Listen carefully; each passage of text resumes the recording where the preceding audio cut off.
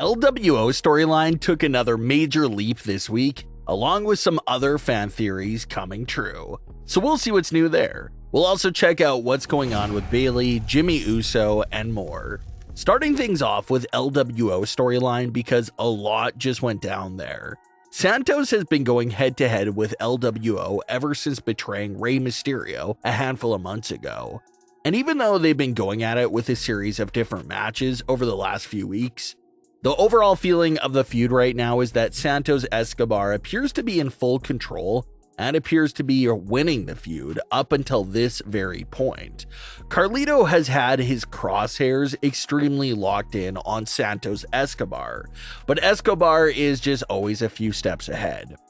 When LWO thought they had the numbers advantage over Santos, he introduced Angel and Humberto to be his new henchmen and faction members. And Santos has once again made another unexpected addition to his faction that changes everything. During a match between Santos and Carlito, Elektra Lopez suddenly appeared at ringside to knock Zelina Vega off the apron and cause a distraction for Santos Escobar to pick up the win over Carlito. Elektra Lopez would then end up joining Santos, Angel, and Humberto on the ramp, and they all posed together.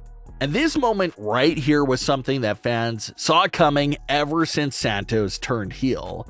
As the commentator made a brief mention to, Lopez and Escobar are no strangers to each other at all.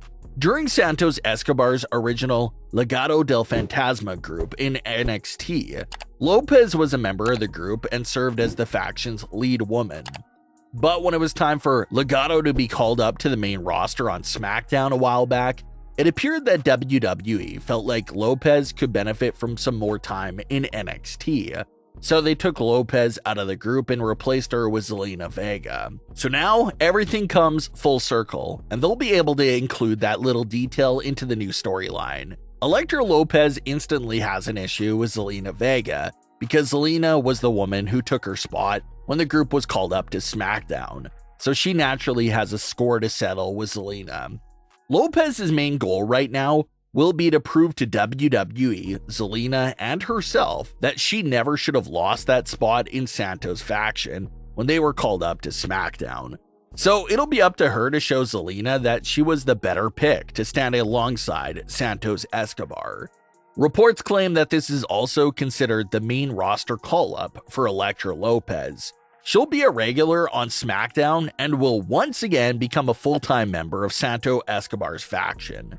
Santos even took to Instagram after SmackDown to pose with Elektra, Angel, and Humberto, and in the caption, Santos Escobar said that the Legado was now officially complete after her addition. So that appears to be the answer on if Santos Escobar will be adding even more members or not. According to him, Lopez was the final missing piece, and he feels like the group is complete and finished with everyone that's in there right now.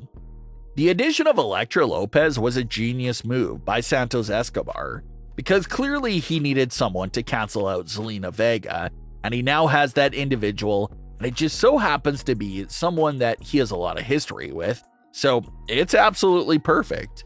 A new fan theory that's sort of being attached to Elektra Lopez's SmackDown call-up is if we'll see the LWO get some extra help from a certain NXT superstar. After Elektra Lopez wasn't originally called up to SmackDown the first time, Lopez eventually found a new role in being Lola Vice's right hand. And like we've seen in recent weeks, Lola and Elektra have gone through a big fallout and a big time split. Maybe the split was done so Elektra Lopez could be called up to SmackDown and close out the chapter with Lola Vice. Or what if the NXT program could spill into the main roster? Could Lola Vice now appear on SmackDown to continue to go after Elektra Lopez and become an ally to the LWO herself for that help? We see Trick Williams and Carmelo Hayes' NXT story slowly spilling into SmackDown right now, so maybe the idea of Lola continuing to come after Elektra and find herself in the middle of the LWO storyline isn't that impossible after all. The only thing that does make it seem impossible is that Lola Vice has that breakout contract which is basically like a similar version of the Money in the Bank contract that can be used on the NXT Women's title. So it doesn't really make that much sense for Lola Vice to be called up while basically still having this Money in the Bank contract for the NXT Women's title. So if Lola Vice appears on the main roster, maybe it's like a cameo appearance and not a full call-up, because obviously she still needs to cash in the contract and potentially become the new NXT Women's Champion. Maybe this is a storyline that WWE could even hold on to for the extreme long run. Maybe after Lola Vice has her reign as NXT Women's Champion and then gets called up, maybe that's when Lola Vice and Elektra Lopez's feud could pick back up on SmackDown. And shifting attention back to more specifically the LWO side of things, Santos has been in control lately, but Rey Mysterio is still being rumored to return any day now. So Rey's return should once again shift the power a bit more back over to the LWO side. Rey Mysterio will be back and will come instantly after Santos Escobar and his new faction, and then we'll see a full-blown faction versus faction battle here. So the storyline continues to heat up and we'll see where it heads to next. As expected by everyone, Asuka and Kairi were able to pull off the win and bring the tag team titles to Damage CTRL. And they pulled off the victory all on their own with no Damage CTRL members at ringside.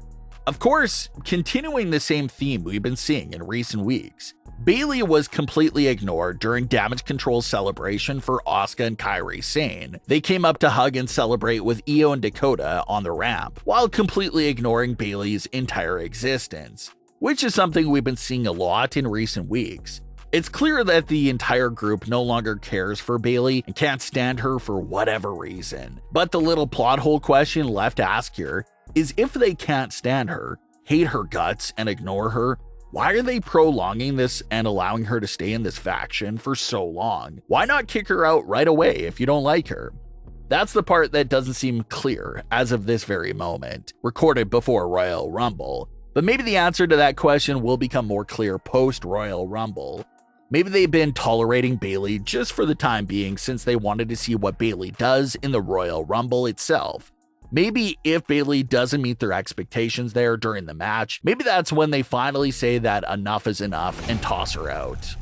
Paul Heyman also gave a very great motivational speech this week to Jimmy Uso on SmackDown to manipulate Jimmy in a direction that could benefit the bloodline. Heyman brought up Roman's transition from the big dog to the tribal chief, pointing out how Roman saw an opportunity and seized it, which led to all of his current success. So Heyman pointed out to Jimmy Uso that the World Heavyweight Champion Seth Rollins is only on one good knee right now, and how Jimmy could seize this opportunity and bring back the World Heavyweight title to the bloodline. Heyman even sweetened his advice, saying that if Jimmy was to do that, maybe Jimmy could take away that tribal heir position from Solo Sikoa. So just very sneaky and evil how Heyman is basically putting the brothers against each other behind their backs, only to benefit Roman Reigns and the bloodline in the bigger picture.